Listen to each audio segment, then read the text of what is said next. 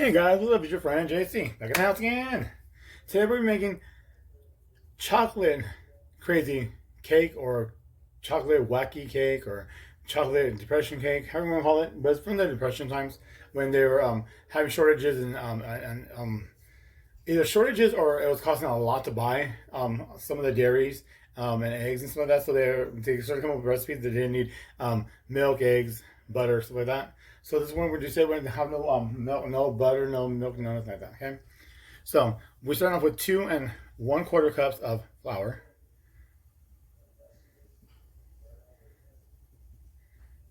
Now to this we're going to add in 1 1/4 teaspoons of baking powder, half of a teaspoon of baking soda, and half a teaspoon of salt.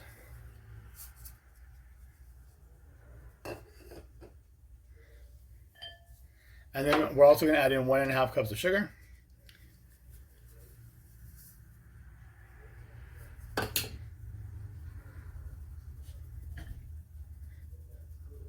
And a 1/4 cup of cocoa.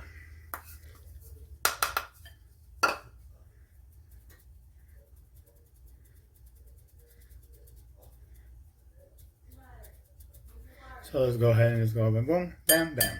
Okay, so that's done. Now what we're gonna do is we're gonna get our whiskey, where it is. There it is. And we're gonna just mix this around quick.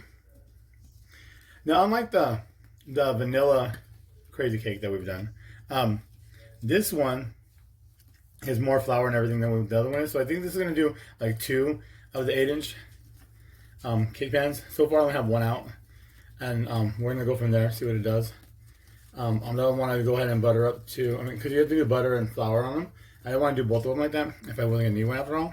So we're gonna find out what exactly how it's gonna work out. Or if I do that, I can get the 9-inch one and just do a bigger one. So it doesn't matter. We can fix. This is adjustable. I just don't know how much it makes. It didn't really say. I just know that there's at least extra cup of the flour and there's more sugar and everything else than what there was in the other one. Excuse me. Okay, so now we're gonna go ahead and add in and the other thing about making holes in this one, maybe we should. So I do 1 hole right there in the middle for our oil. So we're gonna do 1/3 of a cup of oil. Okay. And then we'll do vanilla. It's going to be 1 teaspoon. I'm going to pour some in. Okay. Now,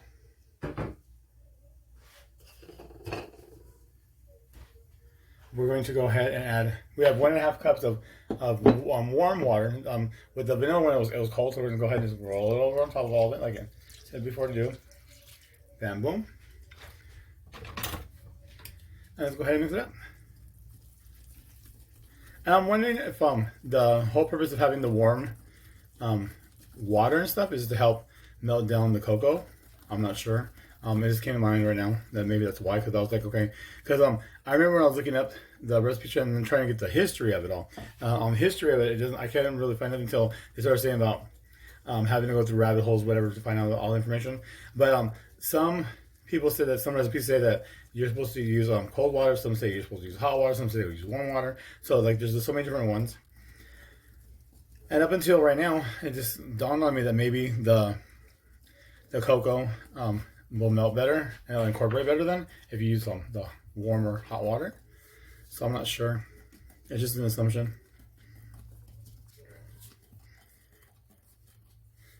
So there we go. So it's all mixed up in together now. That was quick and easy, wasn't it? I think this is like the fastest cake I've ever made in my life, and didn't even need a mixer or nothing to mix it. So look at how incorporated it is. So good. So,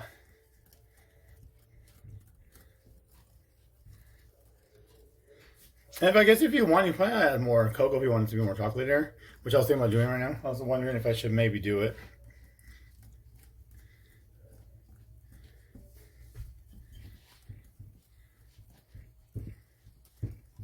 You know what? I'm going to try it. You guys don't have to at home. I'm going to try it. If you want to, go ahead. Because by the time I shut down the video and everything, you should be able to know if it was any good or not.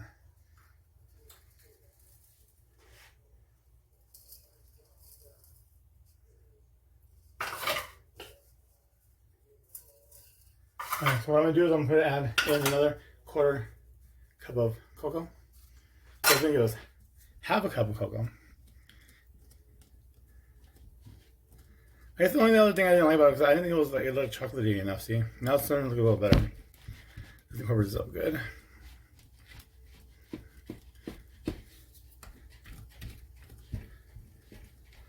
I think we're doing pretty good without needing. Let's do it anyways. We'll get a fork and see. Oh no, we're good.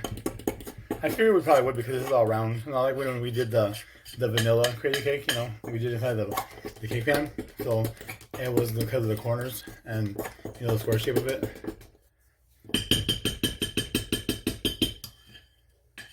All right, I'm gonna assume this is gonna be more than 8 ounce, eight cake, because it sure looks like it. So what I'm gonna do is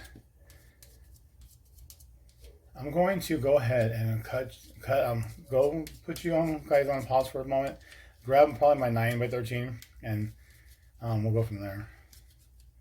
I think it's a little bit smaller one. I'm not sure. I don't know what I should do yet, but I will be right back. All right, friends, we're back. So I got my bigger cake pan, Pyrex, we don't call it. And so you have to butter and flour it. So I did all buttered and flour. Now we're gonna put this mix inside there.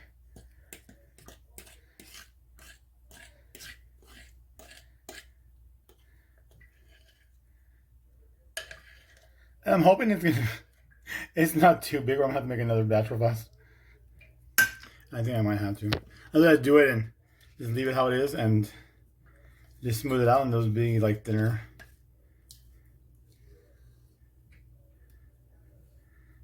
cake pieces. I knew I should have got the one that was in between these.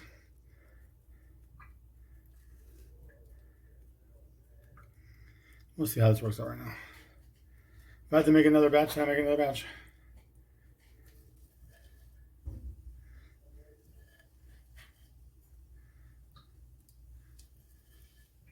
Like I said, I haven't doing the depression ones. Is my first time on video. It was my first time ever making it, so I don't know how much it was gonna make or whatever. But I know when I had seen a picture on the vanilla one, it had the 8x8, and this one, like I said, it has more of everything inside of it. So I figured it'd be bigger, but it didn't say how much bigger it was. So let's go ahead and try that.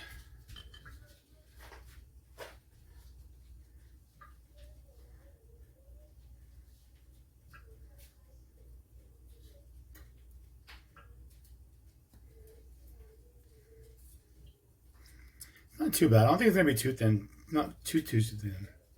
So maybe we'll get away with this like this. I mean, if it ends up being wrong, well, at least we know not to use 13x9 for just a single batch. And you learn and you live and you get over it.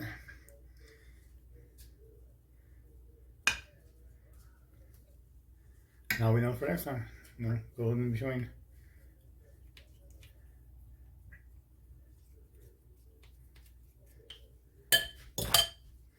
Just go ahead and smear that. So like I said, it's not too bad though. So we're doing good. Pretty good. Not bad, not bad. Now, there we go.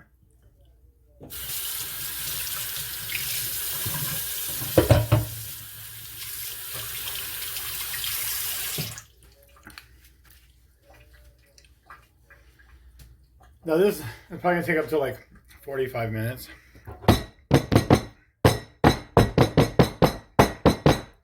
Okay guys, so I'll put this in the oven. Probably take about 45 minutes. Because they said the bigger it was going to take a lot longer. So I'll see you guys when it's done and cool down.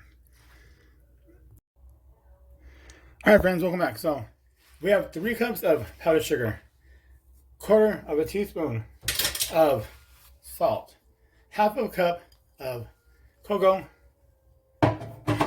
6 tablespoons of water, and 2 teaspoons of vanilla. So what I'm doing is I'm putting them all together right now because I'm doubling it, because I did make both cakes back to back, but I recorded them separately. And I don't want to do, so I doubled the recipe I do not feel like doing it twice. I just want to end them both like this. So we're going to go ahead and just stir this up. Take it to mixing really good. So I'll be right back. Remember, this is a recipe because of the Great Depression. That's why there's no butter, no milk, or nothing. So we're doing exactly, just going along with the whole recipe, exactly like how it was back then. Use a spatula real quick and make sure we get all the sides. Like I said, I did both cakes at one time. And we're going to frost them both. But we're not going to make two different frostings. I'm going to just do one. And I'll put it on both videos. And I'll have the description for the single use in the description box. Okay? So give me 1 second. We'll be right back. Alright friends, we're here to finish up our chocolate crazy cake. Okay?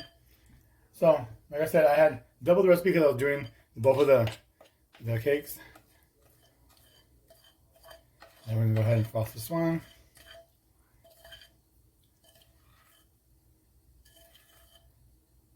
And like I was saying, there's no dairy, no butter, nothing like that, because remember we're doing what they did for the Great Depression when they had when things were costing too much or they were harder to get their hands on, like how we've been going through the last couple of years.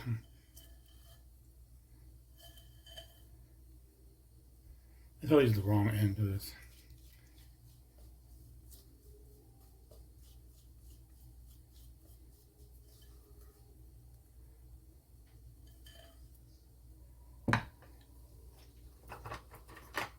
Here we go. Sorry guys, since I'm left-handed, it's harder for me to not block you guys. If I'm blocking you, I apologize. Okay. So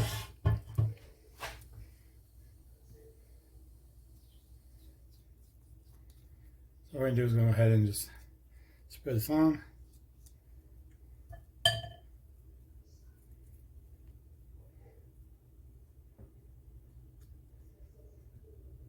And the cake only took 38 minutes.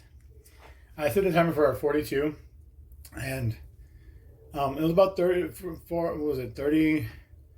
I had about 4 minutes left when I checked it, and it was already done. So it was about 38 minutes. So it's not bad. And then did you guys see that it also like looked like it tripled in size because it was like really flat towards the bottom when we first put it in, and now it's about 3 times the size that it was. Might be a little bit bigger than that. I said, well, when I first saw it, I said, oh my god, it went 4 times bigger. So that made me happy because I thought we were gonna end up with like a little, tiny little, you know, half-inch, quarter-inch cake. But as long as we got it done, we'll have to see how it was. But yeah, so it looked like it got about 3 to 4 times bigger than what it was as it cooked. So that's a good thing. And yeah.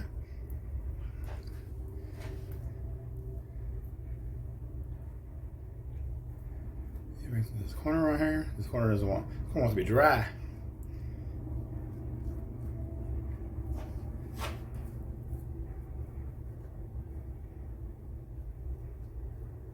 There we go.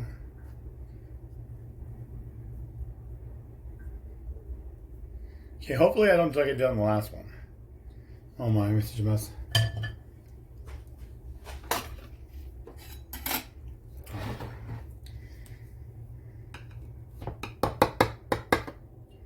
I didn't want the bigger piece.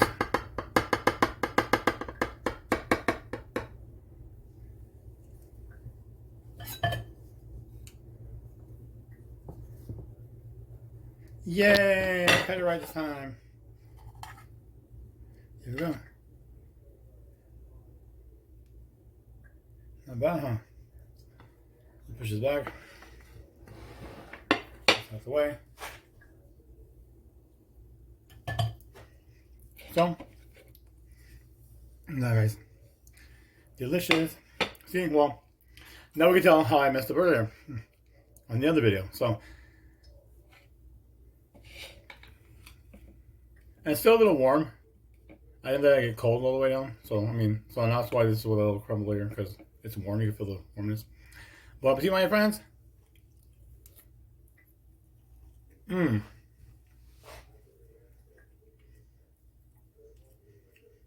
Delicious.